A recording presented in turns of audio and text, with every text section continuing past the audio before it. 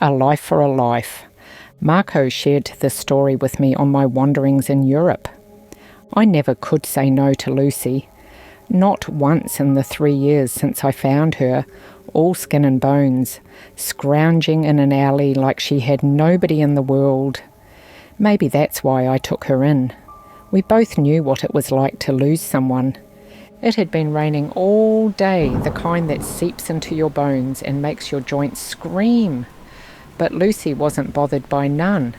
When I reached for my coat, she was at my feet, tail wagging like a pup's. "All right, girl, all right," I muttered, shrugging into the old wax jacket. "But just a short one, mind. I ain't keen on catching my death." The path alongside the Sava River was slick with mud, the grass heavy with rain. The river itself, well, she was angry today, swollen, brown and moving fast. Still, we walked it nearly every day, and I wasn't one to spook easily. Lucy trotted ahead, nose to the ground, tail in the air. I could see her paw prints filling with water behind her. "Careful now," I warned, though I reckon she knew the way better than I did. Then she stopped, ears perked, body tense. A low, rumbling growl started deep in her chest. "What's got you, girl?" I followed her gaze toward the tangle of underbrush near the river's edge. Something moved, a flicker of brown against the green. A deer, a little thing, no bigger than a dog. She was caught up, her thin legs tangled in the brambles. Her eyes were wide with fear, and she struggled, making the branches shake. "Poor thing," I murmured, stepping closer. "Easy now, sweetheart.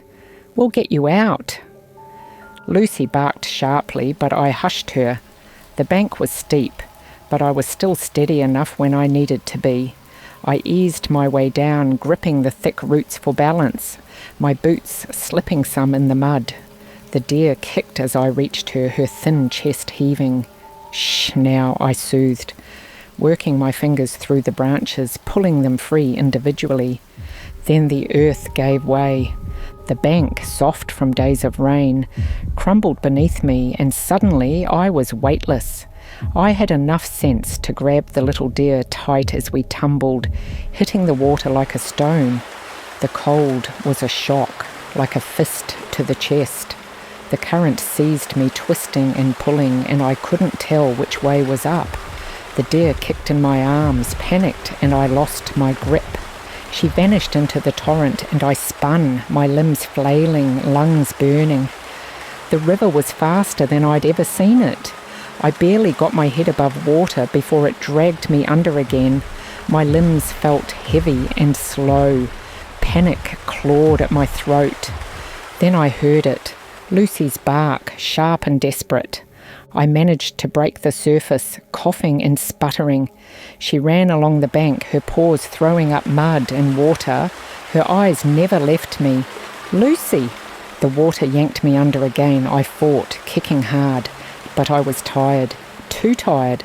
I came up again, gasping, and suddenly she was there, my dog, my girl, launching into the water, powerful legs churning against the current. "Lucy, no!" I tried to shout, but it came out a gurgle. I didn't want her in the water, not with me thrashing useless as I was. But she was already there, swimming toward me with everything she had. I felt something bump my arm, her collar. I bought her the thick, sturdy leather when she first came home. My fingers fumbled, weak, but I caught hold, gripping as tightly as possible. Lucy turned, fighting against the river, her muscles straining. I kicked, helping where possible, though I knew she was doing most of the work. Bit by bit, she dragged me toward the bank, toward the twisted roots jutting from the earth. My fingers found one, slick and solid, and I held on for dear life. Lucy climbed up first, panting hard, soaked to the bone. She turned, whining, nudging me as if to say, "Come on now, old man." With her help, I hauled myself up, crawling onto the mud and flopping onto my back. My chest heaved, my whole body trembling. Lucy licked my face, whining. I reached up with a shaking hand and stroked her wet fur. You saved me, girl." My voice was hoarse. "You damn well saved me."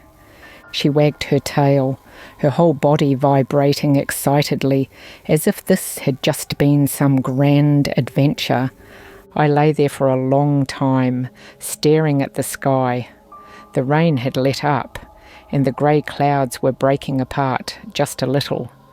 Eventually, I sat up, groaning. "Come on then," I said, scratching behind Lucy's ear. "Let's go home." She trotted beside me so close I felt her fur brush against my leg. That night, after I dried us both off, she curled beside me on the couch, her head heavy on my lap. I stroked her ears, murmuring nonsense, feeling her warmth seep into my bones. I'd saved her once, but today she saved me right back. And I reckon that makes us even. Even today, I still feel deeply sad for that poor little dear. In my dreams, I see her approaching shore, shaking off the water and darting into the forest. I like to believe she lived, that she found safety. 2 summers later, a mother deer with a tiny fawn appeared on my lawn. She didn't shy away when I approached. Her eyes held something familiar, something knowing. Could it have been the same one I had tried to save? I believe it was, because sometimes in this life, we all get a second chance. Bye for now, my lovelies, and take care of yourselves.